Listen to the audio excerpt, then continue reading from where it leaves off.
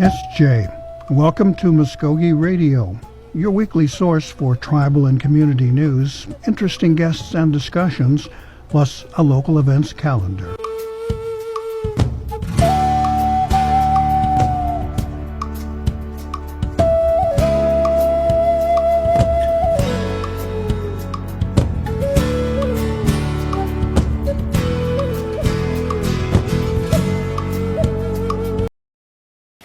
Mr. Shaw?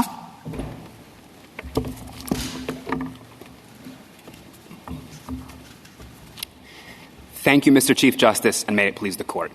Oklahoma lacks jurisdiction because Congress exercised its exclusive power over Indian affairs to provide for exclusively federal jurisdiction. That conclusion follows from statutory text, context, and structure. The General Crimes Act applies to Indian country, where federal statutes presumptively exclude state laws. And it imports the law of federal enclaves, where likewise states may prosecute only with Congress's approval. The resulting jurisdiction is exclusive, and one way we know that is that John and Nagansat held as much as the parallel text under the Major Crimes Act. And that conclusion would have been especially obvious to the Congresses that enacted and reenacted the General Crimes Act. First, Congress in 1834 acted to implement treaties covenanting that tribes would be under the protection of the federal government and, quote, no other sovereign. Second, Congress legislated against the backdrop of Worcester and its holding that when Congress has regulated relations with Indian tribes, states can't. It could never have fathomed a more express statement would be required to keep its promises. Third, this Court has recognized a single basis for state criminal jurisdiction in Indian country in McBrotney and Draper. And Donnelly held that those cases do not apply to crimes by or against Indians. That means federal jurisdiction is exclusive, as this Court has affirmed somewhere between 6 and 10 times. Fourth, Congress in 1948 embedded that law in statute when, in the wake of Donnelly and Williams, it reenacted the General Crimes Act while conferring on some states jurisdiction over crimes by or against Indians. You don't confer jurisdiction that already exists, and the only way to read all relevant text in harmony is ours.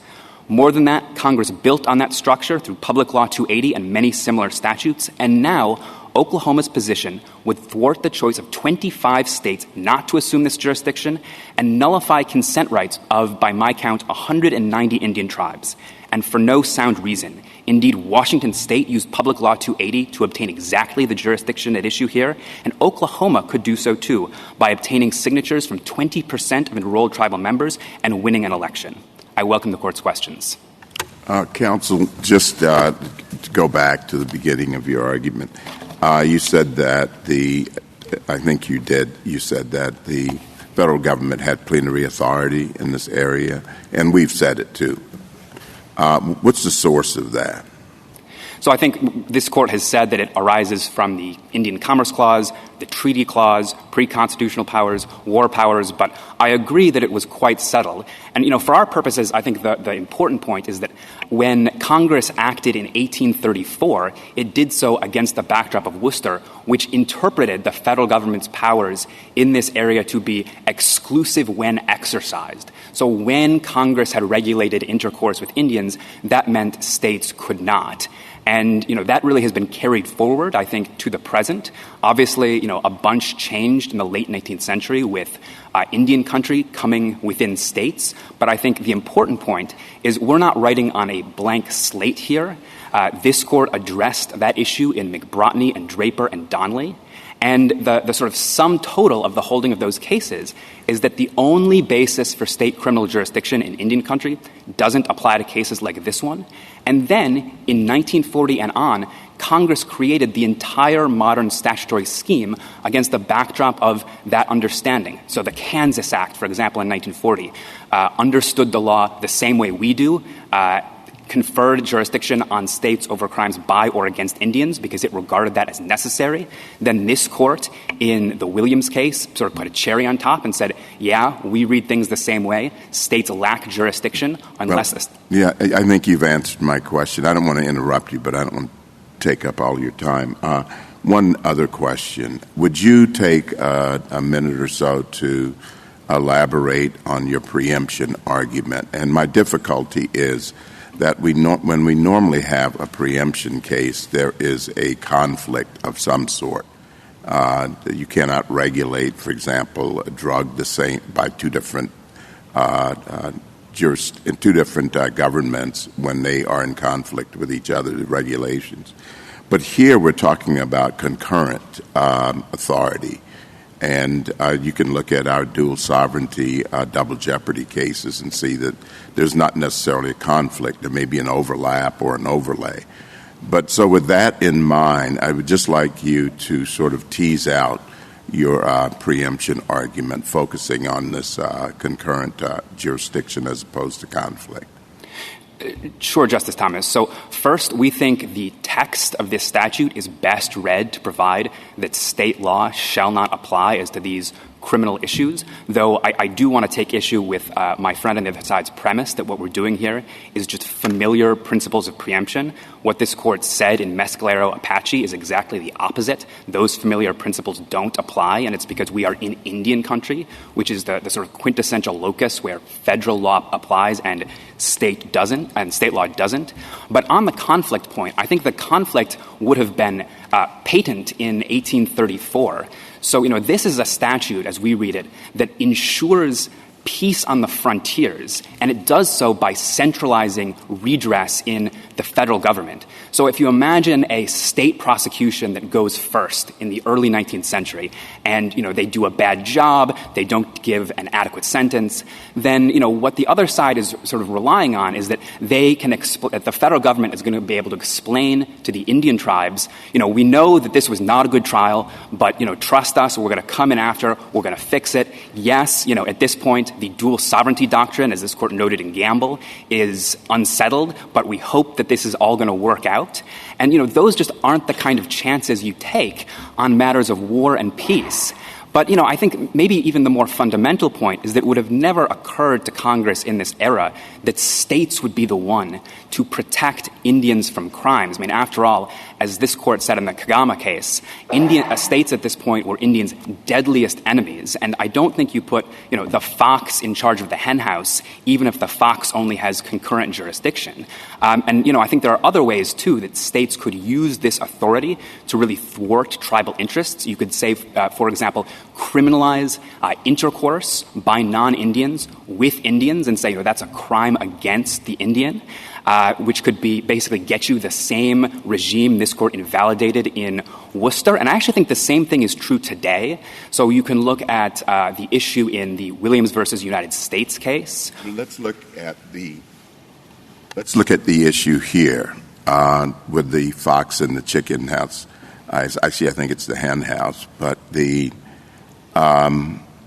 let's look at that here. What did the defendant here get for the child abuse in the state case? What was the sentence? So he received a 35-year sentence. And what was the sentence after McGirt?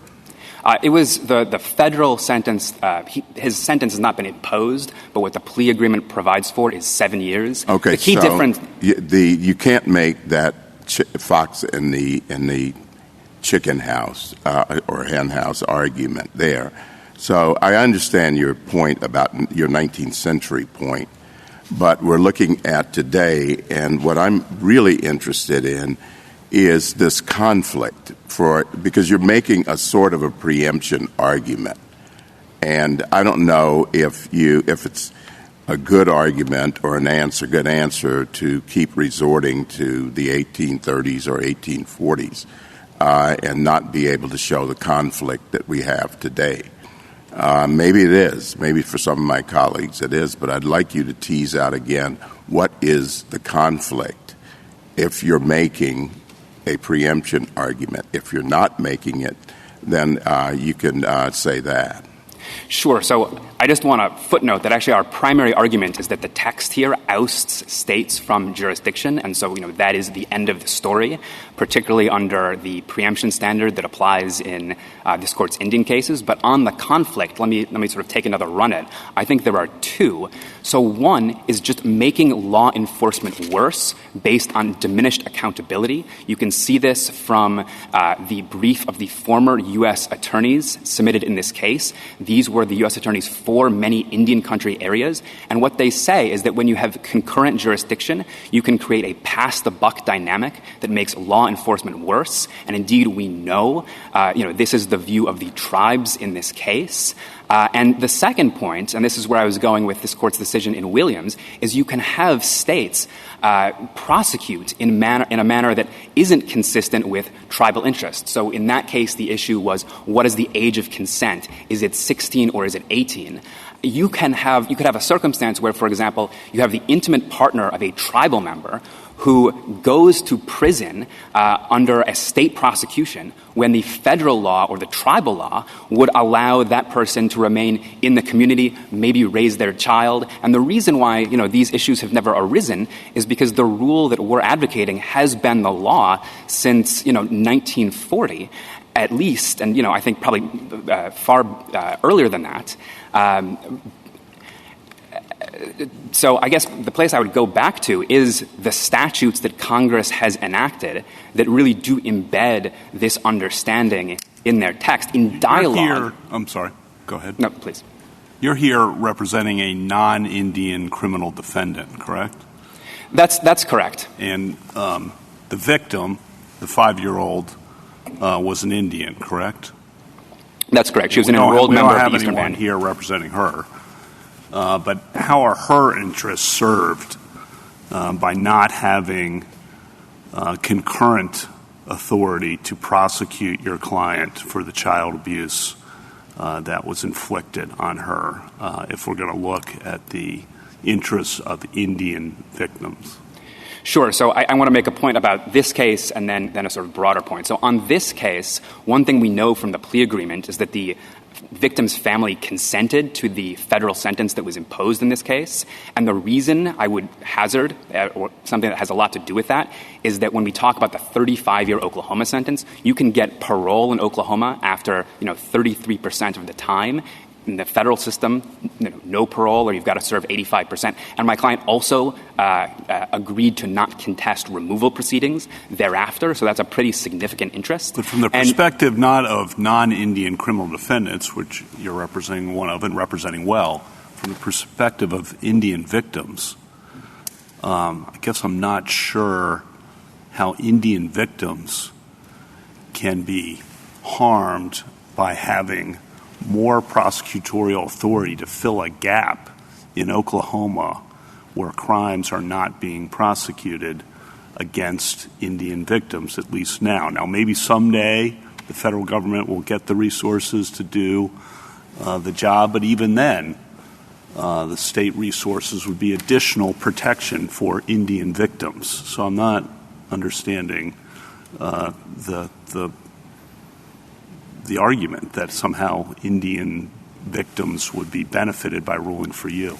So I think the key point I would make is that Congress has created a process for those Indian interests to be protected, and it's done that in Public Law 280. And I want to be specific about how it works because I think it's important. So the optional assumptions under Public Law 280 are assumptions of concurrent jurisdiction, just like we're talking about here. They can be completely bespoke. So if you just want to get jurisdiction over crimes against Indians, you can do that. And the tribes themselves actually can't, they don't have a right to veto, or at least the tribal governments don't have a right to veto those assumptions. What you can see, and this is 25 U.S.C. 1326, is you have a special election that can be called with the consent of 20% of enrolled tribal members, and that can be in any given area, so Tulsa County, for example.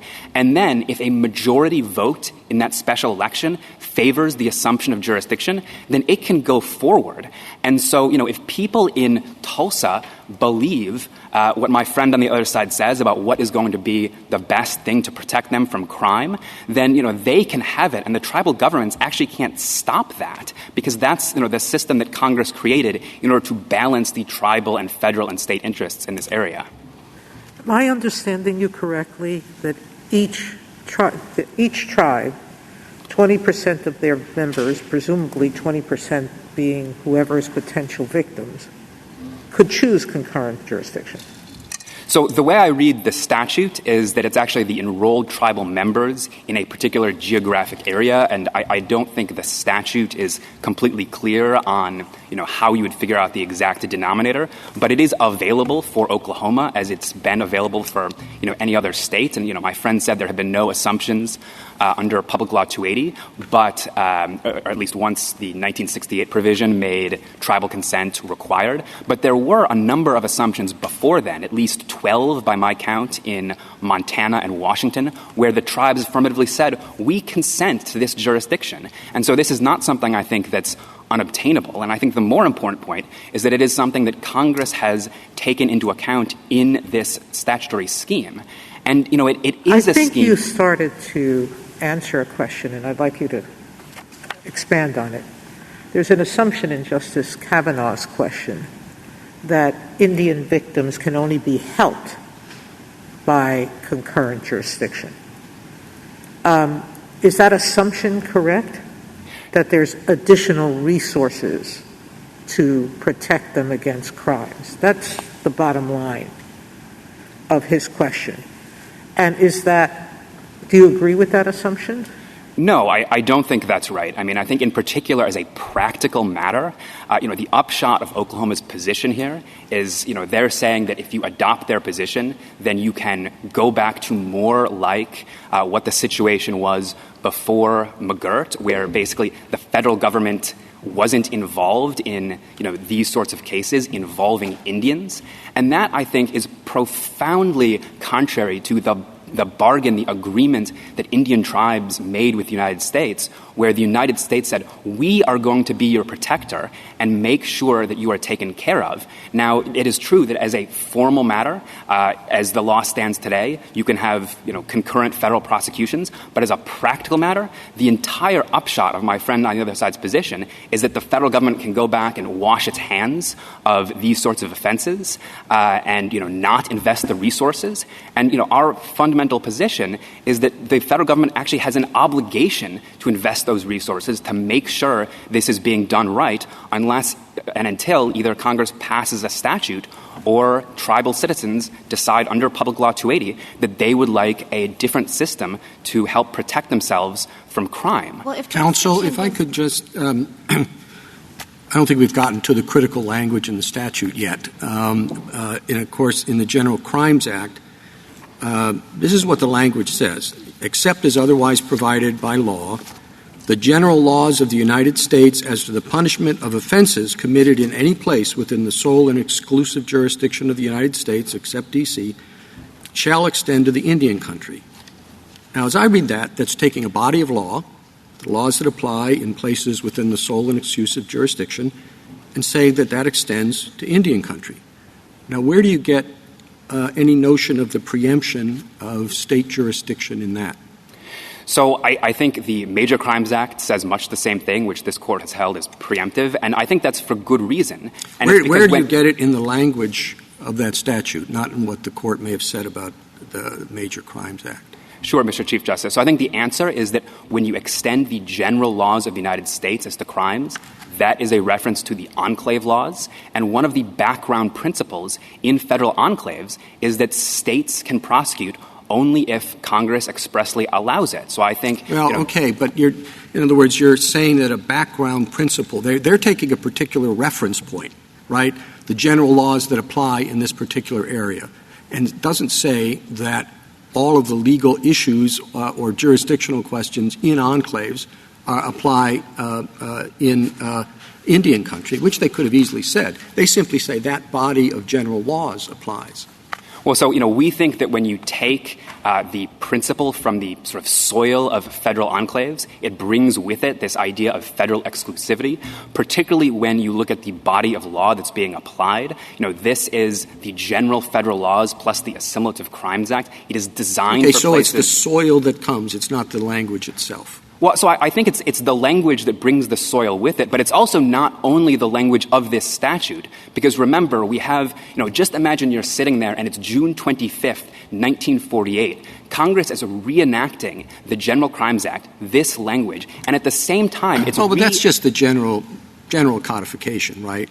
We've said over and over again that we shouldn't draw any inferences from the recodification in 1948, which is all the provisions in the U.S. Code, right? So as to Indian country criminal jurisdiction, this is the very opposite of a general codification. So the term that governs the General Crimes Act's geographic scope is Indian country, and in 1948, Congress codifies that definition in 1151, immediately prior section. For the first time since 1934, it does so expressly recognizing that Indian country is going to include land within states. It looks at this court's cases in doing that, including, and you can see this in the reviser's notes, this court's decision in Donnelly, which says that the single basis for state criminal jurisdiction in Indian country, McBrotney and Draper, does not apply to cases like this one. And then simultaneously, you have the reauthorization of the Kansas Act saying we are going to give just Kansas and then also Iowa and New York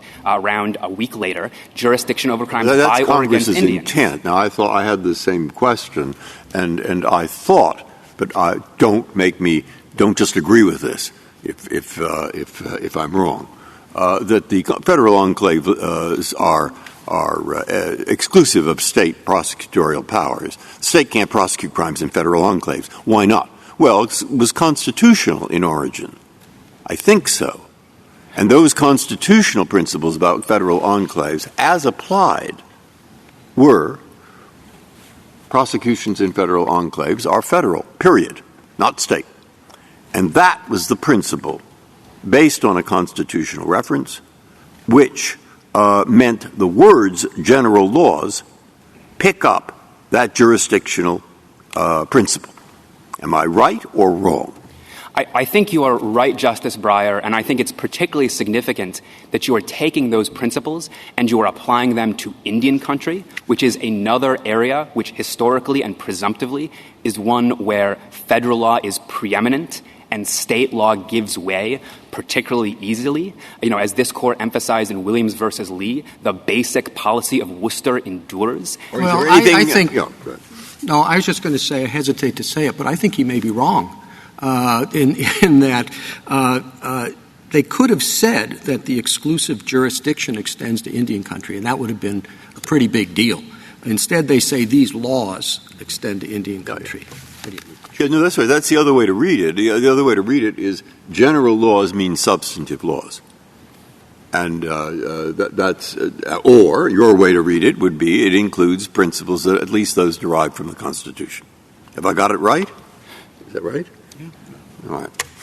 So I do think those are the two readings that are on the table. I think one reason to pick ours is that it's the only one that is consistent with 82 years of statutes Congress has enacted using the phrase by or against Indians. And I think it's significant that it's really done that in dialogue with this court's cases. So 2 years after this court in Williams says, what Donnelly means is no state jurisdiction, you have the reenactment of the General Crimes Act and these several state-specific statutes. Then you get Public Law 280 a few years later. 1958, Williams versus Lee reaffirms the rule here is exclusive federal jurisdiction.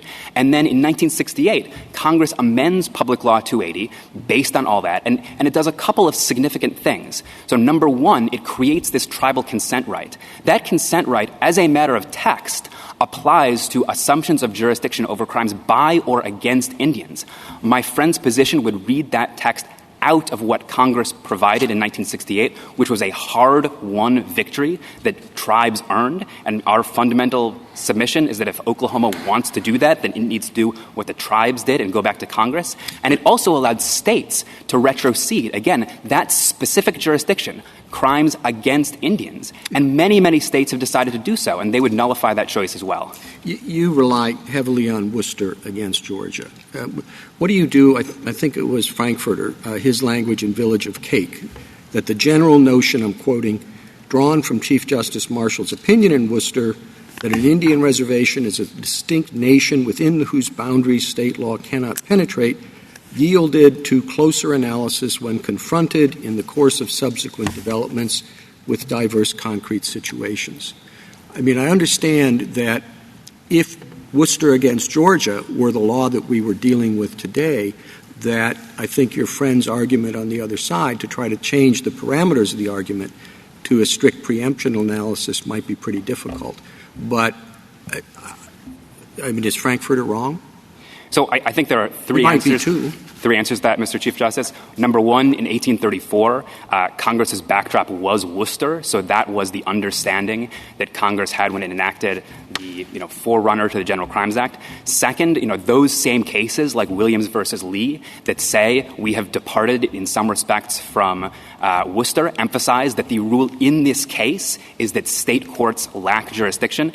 And third, I don't think we have to guess about sort of how to translate, Worcester into, an era where you have reservations existing within state boundaries, because we have everything that happened in 1940, 1948, and thereafter, where you see Congress itself grappling with what should be the rule against the backdrop of this court's cases saying, we have recognized this one ground for state criminal jurisdiction in Indian country, and it doesn't apply to crimes by or against Indians. So I think the core point is that as to the question presented here, this is something that Congress really has resolved.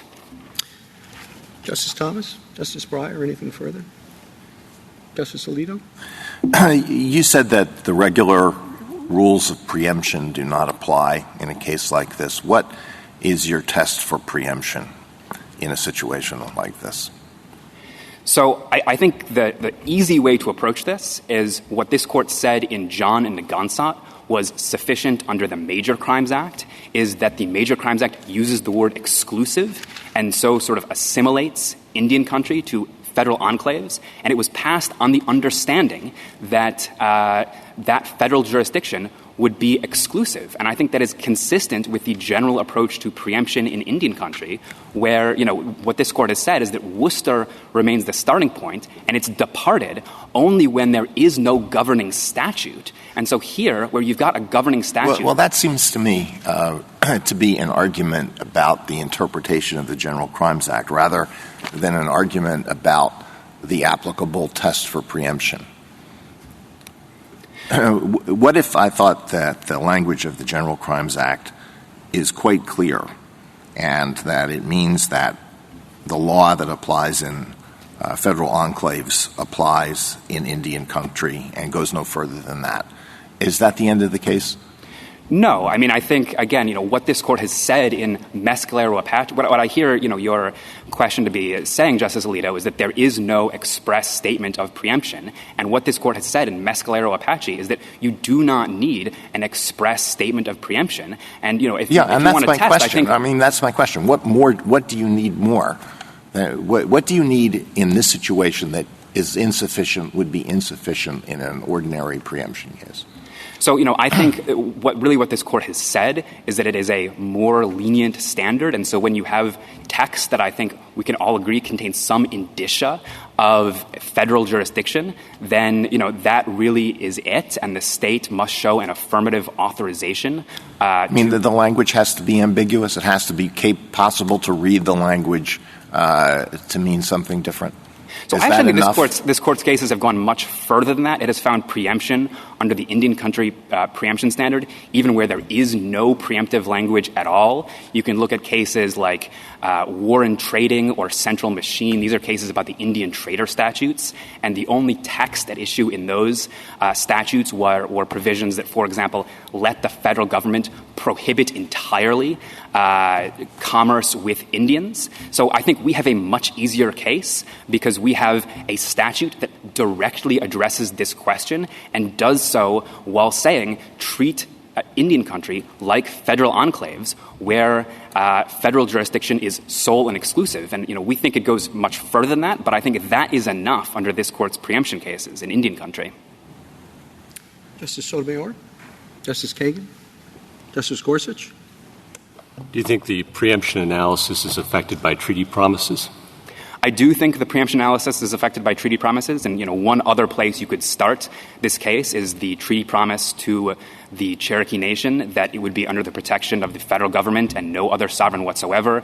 You could add the promise that the federal government is going to be the one to protect Indians from crimes by non-Indians, and you could take the promise that Cherokee lands would not be included within state jurisdiction without Cherokee consent. And I think when you put that set of treaty promises together, the only understanding you can have is that they expected the federal government alone to prosecute these types of crimes. And so if you've got an available reading of the statute that vindicates rather than breaks those treaty promises, I think you take that reading of the statute.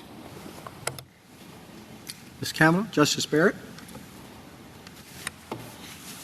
I want to give you a chance to respond to this argument with respect to the General Crimes Act and the Major Crimes Act and the potential similarities or differences between the two. So you say that the language is quite similar, and I agree they both use the phrase exclusive jurisdiction, but I'm wondering if the language actually cuts against your argument in this way. So your friend on the other side says that this is taking one body of law and extending it to Indian country in the General Crimes Act. The Major Crimes Act is phrased differently. So it doesn't use this language of extend. It says an Indian who commits certain crimes against another Indian shall be subject to the same law and penalties as all other persons committing any of the above offenses within the exclusive jurisdiction of the United States. Well, a person who commits any of those offenses within the exclusive jurisdiction of the United States is subject to only one law, and it's the law of the United States. I think that phrasing is quite different when you set it in contrast to the General Crimes Act. So I wondered what your reaction is to that.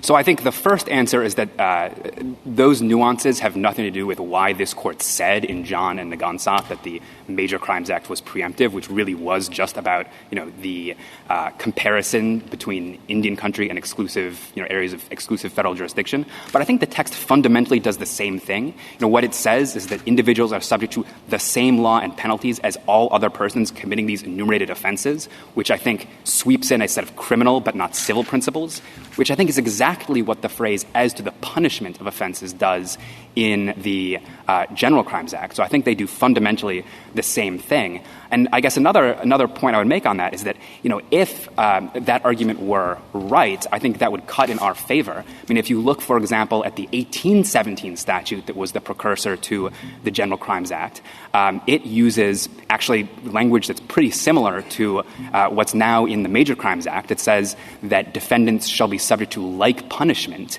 as others within areas of exclusive federal jurisdiction.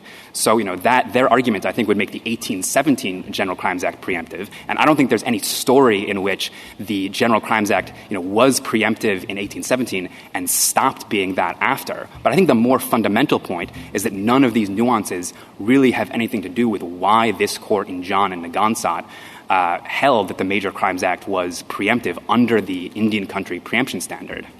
Thank you. Thank you, counsel. Mr. Kneedler? Mr. Chief Justice, and may it please the Court. The text, the statutory context, and the history of 1152 firmly establish that it provides for exclusive federal jurisdiction over crimes by non-Indians against Indians in Indian country. For over 100 years, starting with this Court's decision in Donnelly, the Court has construed Section 1152 in exactly that manner. And beginning more than 80 years ago, Congress has repeatedly enacted laws that make clear that an act of Congress is necessary to authorize a state to conduct such prosecutions. The roots of exclusive federal jurisdiction under the statute, in fact, go much deeper, though, to the founding, when the framers rejected the divided authority under the Articles of Confederation and invested plenary and exclusive power over Indian affairs in the national government. And the early Congresses invoked those powers by enacting Section 1152's predecessors to prevent violence that could lead to war and to further the nation's commitments to protect the Indians and their territories from federal encroachment by often hostile states and their citizens. This court should reject the proposition that it should overturn 100 years of settled understanding of this statute in this court, in Congress, by the executive branch, and in the states to solve a problem following this court's decision in McGirt, because the result would be to unsettle established jurisdictional understandings and jurisdictional arrangements in many other states, and in fact would unsettle jurisdictional understandings in the state of Oklahoma beyond what was that were in existence at the time of this decision in McGirt. Oklahoma has much trust and restricted allotment land in both western part of the state and the eastern part of the state, which for more than 30 years has been understood to be subject to exclusive jurisdiction, and the states have not been able to apply their laws there. So what the state is asking for here is not just to go back to what the situation was before McGirt, but to undo the settled understanding in Oklahoma itself about the application of state law to Indian country. What is your answer to the language, Frankfurter's language I read from Cake concerning what weight we should give to Worcester against Georgia? I think that proposition has to do with things where there is not a governing act of Congress. It often comes up that there may be a question of just inherent tribal sovereignty, and does state law interfere with that? And there have been some adjustments of that, largely because non-Indians have moved on a reservation, and often state law will apply to the non-Indians in that situation. But I'm sorry, go ahead. No, but here we have an act of Congress that is deeply rooted in exclusive jurisdiction over crimes by or against Indians back to the founding, and changes. Well, but I mean, I think what Frankfurter was addressing is the overall theory of what Marshall's approach was, that the boundary theory, that this is the state and this is the Indian country, and they don't overlap at all. And Frankfurter's point is, well, it turns out that they have to overlap quite a bit if you're going to deal with all these different factual situations that come up. So the notion, which certainly has a lot to play in the arguments that you have chosen to support, I think is undermined quite a bit. I mean, to the extent, I guess, you agree that this is a preemption case, don't you? Well, of a sort, but that's not the way this court has understood it, and it hasn't used that terminology. And I want to take a moment to explain the origins of the modern understanding of this, which is this court's decision in Donnelly, which was a watershed on this point. The argument was made there that the result in Draper and McBratney should control, and that the state should have jurisdiction and not the federal government. The argument, or the result in McBratney and Draper was not concurrent jurisdiction. The theory of those cases was that by the act admitting those states to the Union had repealed 1152, and therefore allowed state jurisdiction to come into play. And the court said that expressly in Donnelly. It said that Draper and McBratney understood that the statehood acts had qualified the prior jurisdiction of 1152 by withdrawing from the federal government and then conferring on the state the jurisdiction to prosecute crimes by non-Indians against non-Indians. The whole understanding of that case was it's one or the other. It's either exclusive jurisdiction or it's not exclusive jurisdiction. It's state jurisdiction. And to your point, Justice Gorsuch, the court in Donnelly made the very point that you made.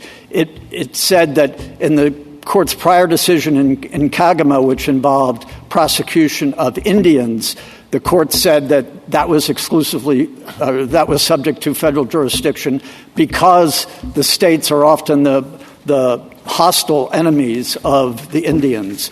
And also, of the need to protect the Indians as the wards of the nation. Could you court explain? In Donnelly, No, if I could just finish for a moment. Sure, yeah. The court in Donnelly said that same principle applies, perhaps a fortiori, to a situation where you have a non-Indian committing a crime against an Indian because of the need to protect the wards of the nation.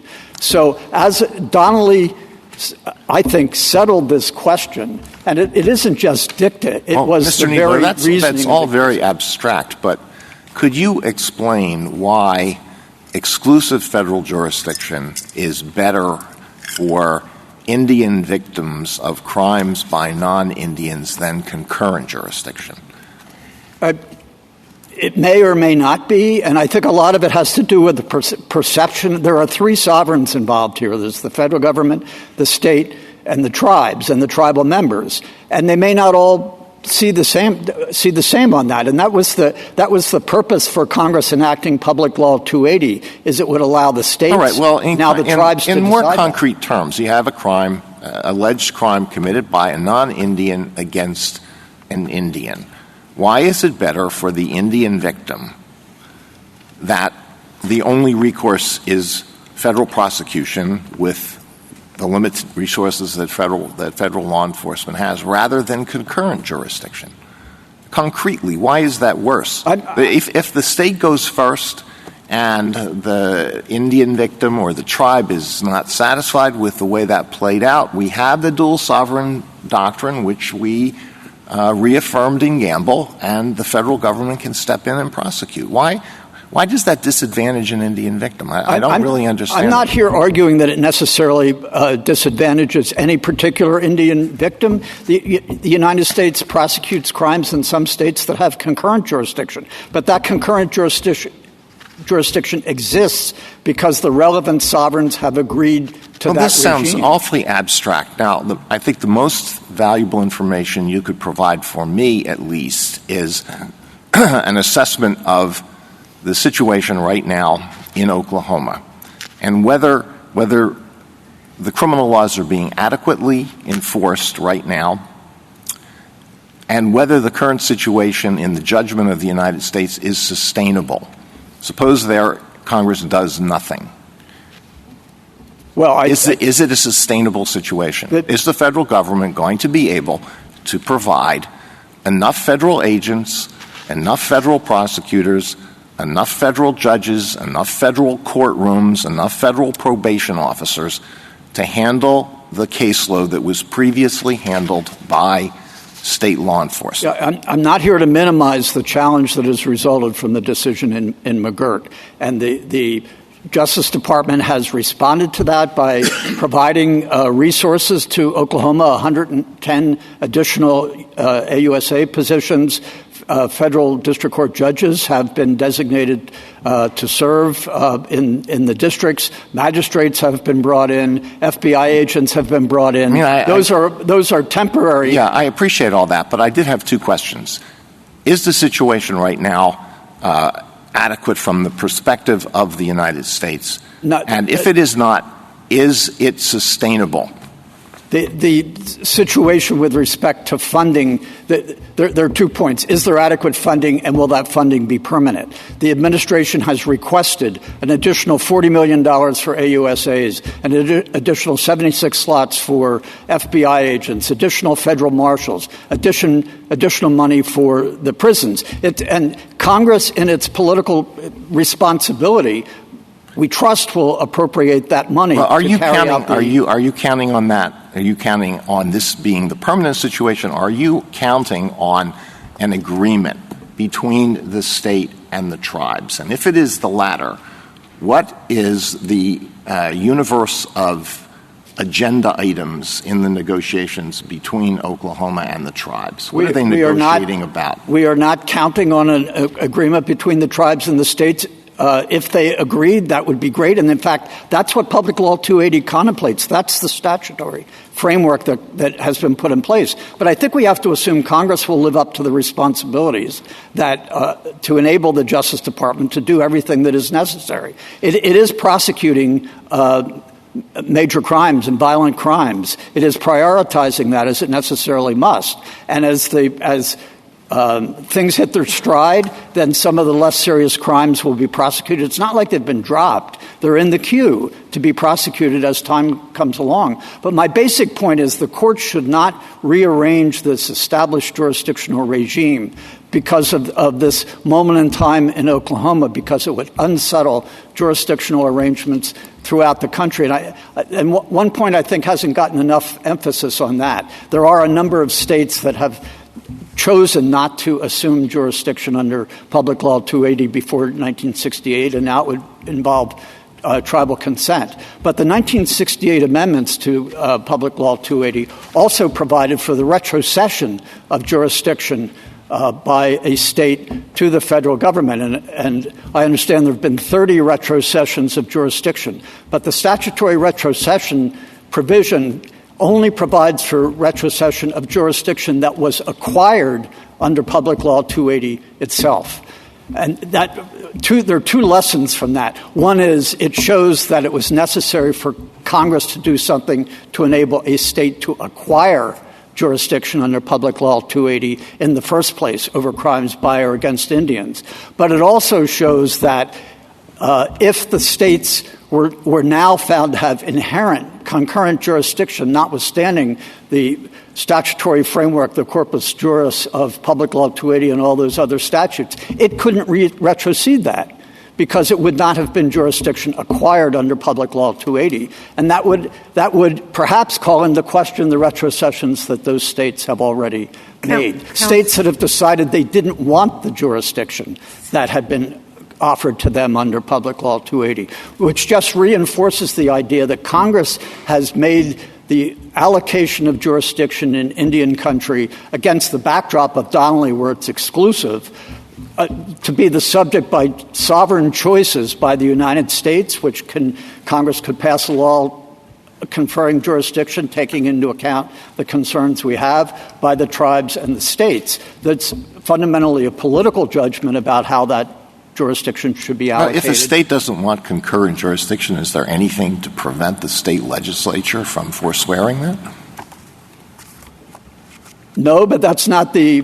I don't think so. But if the state has this jurisdiction by virtue of its statehood, then I don't know whether it would be responsible for the state to disavow it. It has jurisdiction. Doesn't it have to do something about it?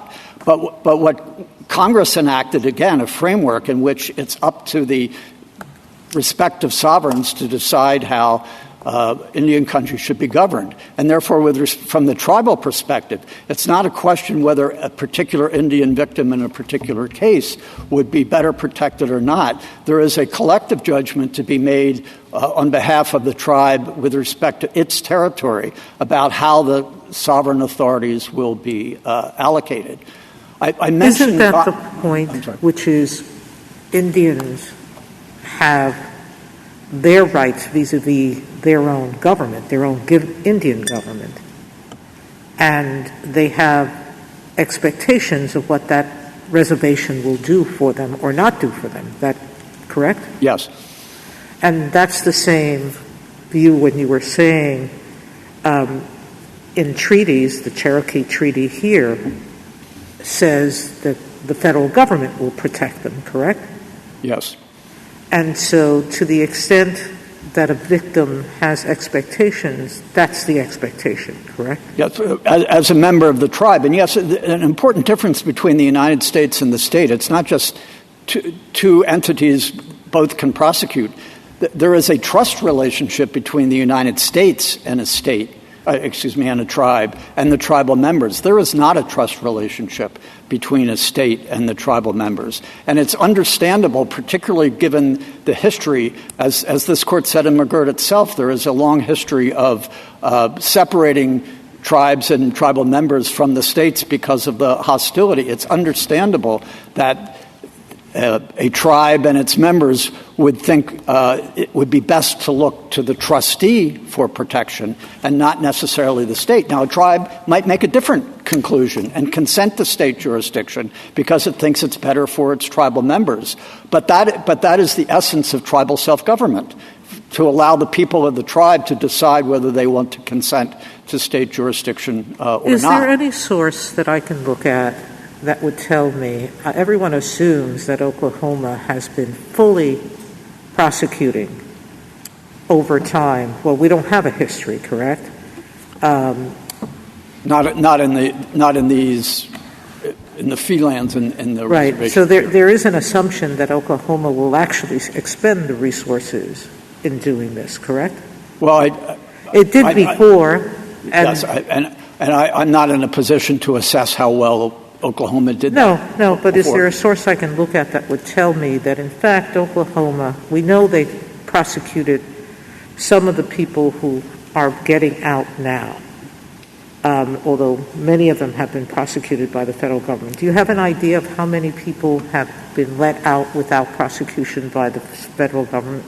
I don't recall, frankly, the precise number. It's, I think, not that great. I can supply the figure that was given. I think it may be 100, a couple hundred, but please don't hold me to that because I'm not. That's what I've been given to understand. Right. So there's nothing to suggest that the number is going to be as large as is being thrown around by the petitioner. Right. I also wanted to mention a couple of the other court's decisions. It's not just Donnelly where the reasoning depended on this understanding that the statute is exclusive. It was also true in Williams versus United States, where the court specifically said that the United States, rather than the state of Arizona, has jurisdiction. That's not concurrent, that's exclusive.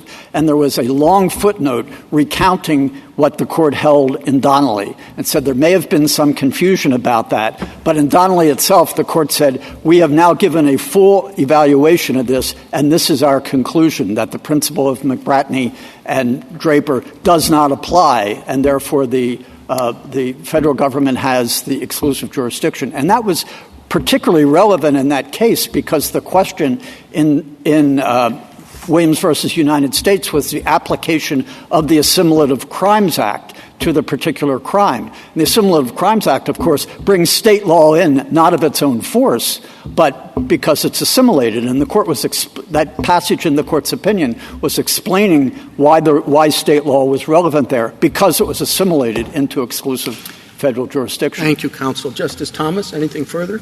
Justice Breyer? Justice Sotomayor? Justice Gorsuch? No? Justice Kavanaugh? Just one. On the statutory text, if we just took the statutory text and nothing else, and your position on how to interpret the statutory text were correct, why would a state have jurisdiction over non-Indian on non-Indian crime in Indian country? Well, what the court held in McBratney and Draper was that the Statehood Act had repealed that. Now, it's not that the text itself doesn't reach it. It's that Draper and McBratney held that it had been repealed with respect to that category. So there is asymmetry in the statute as a result. Indian on Indian crimes are excluded by the second paragraph. Non-Indian upon non-Indian crimes are excluded by virtue of Draper and McBratney. And in the middle, where you have crimes by non-Indians against Indians or the other way around, the very core of the relationship between Indians and non-Indians that Congress was given exclusive responsibility for from the founding forward, that remains exclusive federal jurisdiction. And this court's decision in Narragansett said that it's the text and the court's decisions that had rendered the Major Crimes Act jurisdiction exclusive, and it relied only on the word exclusive. We have that same point here. And if I could make one other textual point, because I think this is important. My friend on the other side has several times relied on language in Wilson and also in Donnelly as saying the word exclusive refers not to the nature of the jurisdiction, but to the laws imported. And I think he's misreading that language. The argument in both Donnelly and Wilson, it was a somewhat convoluted argument, but it was that the federal government as a whole does not have exclusive jurisdiction over those particular reservations. Like in Donnelly, it was the state has created a school district. Therefore, the federal government doesn't have exclusive jurisdiction. Therefore, the argument was that the federal criminal statute can't apply because it's being applied in an area where there's not exclusive jurisdiction. And the court said, no, the phrase you're talking about is not talking about the general nature of the jurisdiction of an Indian reservation. It's talking about the laws that will be applied in that area. And here, that's exactly what we're saying. The law that will be applied in Indian country, whether or not it's exclusive for other purposes, is the enclave law, which is itself exclusive. Justice Barrett. Thank you, Mr. Kneedler. Rebuttal, Mr. Shanmugam. Thank you, Mr. Chief Justice. I'd like to cover the relevant preemption principles, talk a little bit about the cases, and then finally talk about the practical consequences. My friend Mr. Kneedler says that this is, quote, preemption of a sort. Well, it can't be that. It has to be some form of preemption that this Court has recognized, and it seems to us that there are three possibilities. The first is obviously conflict preemption, and my friend Mr. Schaaf talked only about the General Crimes Act. With respect to my friend Mr. Kneedler, we do think that this Court's decision in Wilson resolves this issue for the simple reason that it says in the second half of the relevant sentence that the phrase within the sole and exclusive jurisdiction of the United States is only used in the description of the laws which are extended to it. We think that that's correct as a matter of statutory interpretation because the statute talks only about the general laws of the United States extending to Indian country. And to the extent that my friend Mr. Schaaf talks about a background principle in the soil, the principle at issue is a constitutional principle. It's the principle from the Enclaves Clause in Article 1, Section 8.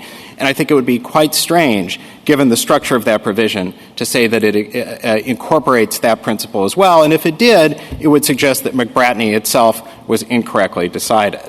And to the extent that finding no footing in the text of the General Crimes Act, my friends turn to the Major Crimes Act, we think that the proper way to construe the Major Crimes Act is as indicating that an Indian who commits a crime that is enumerated is subject to prosecution within the exclusive jurisdiction of the United States, not simply that such an individual is subjected to the same punishment as an individual who commits a crime within federal enclaves. This Court's decisions in John and Nagansett relied on the text of the statute, albeit without much explanation, and that's even clearer when you look at the earlier versions of the two statutes which we cite in our reply brief. As to Public Law 280, the argument that my friend Mr. Schaaf is making today really does sound in field preemption, and I would respectfully submit that Public Law 280 comes nowhere near the standard for field preemption, which requires a framework of regulation so comprehensive that Congress left no room for the states to supplement it, and a federal interest that is so dominant that the federal system can be assumed to preclude state laws. That's the Arizona versus United States test, and that would be a very odd test to say is satisfied in an area where the state has presumptive predominant police power. Finally, with regard to balancing, the language on which Mr. Schaaf relied from Mescalero talks about how the ordinary preemption framework often doesn't operate where there's a tribal interest. But what Mr. Schaaf omits is that the Court says that when that is true, the Court resorts to balancing. And we haven't heard a lot today about how a respondent could prevail under that balancing test, and I would respectfully submit that that is because he cannot. With regard to the cases, I would just say with regard to Donnelly that my friend Mr. Kneedler said that Donnelly settled this question. If that's true, I'm a little bit perplexed as to how the federal government could have taken the opposite view on the question presented in the OLC opinion and thereafter for a time and characterized the language in earlier cases as dicta. But the one thing we can be certain about Donnelly is that it did not say that the states lacked jurisdiction. Donnelly simply said that the federal government had jurisdiction. It said that the question was whether or not the states had, quote, undivided authority over that category of offenses. And in doing so, the Court repeated and endorsed the language from Wilson to which I referred earlier. Finally, with regard to the practical consequences here, my friend Mr. Kneedler said that he was not here to minimize the problem on the ground in Oklahoma, but he was not exactly eager to tell you about the problem. And I think that the problem with respect is greater than he suggested. He referred to the number of cases where convictions have been overturned in the wake of McGirt. But the far bigger problem is the ongoing prospective law enforcement problem in the state of Oklahoma. And contrary to Mr. Kneedler's suggestion that cases are simply being held in the queue, I would refer the Court to DOJ's fiscal year 2023 budget request, where DOJ said, and I'm quoting, "As enforcement of nonviolent crime is relatively low, Oklahoma communities may see a surge in such crimes, and many people may not be held accountable for their criminal conduct due to resource constraints." So to answer your question, Justice Alito, is this a sustainable situation? I would respectfully submit that it is not a sustainable situation. And it would be a cruel irony if the consequence of this Court's decision in McGirt is less protection for the tribal victims of serious crimes. We would submit that the judgment of the Oklahoma Court of Criminal Appeals should be reversed. Thank you. Thank you, counsel. Mr. Needler, I note for the record that this is the 150th case in which you have presented oral argument before the Court, and on behalf of the Court, I thank you for your skilled advocacy over the years.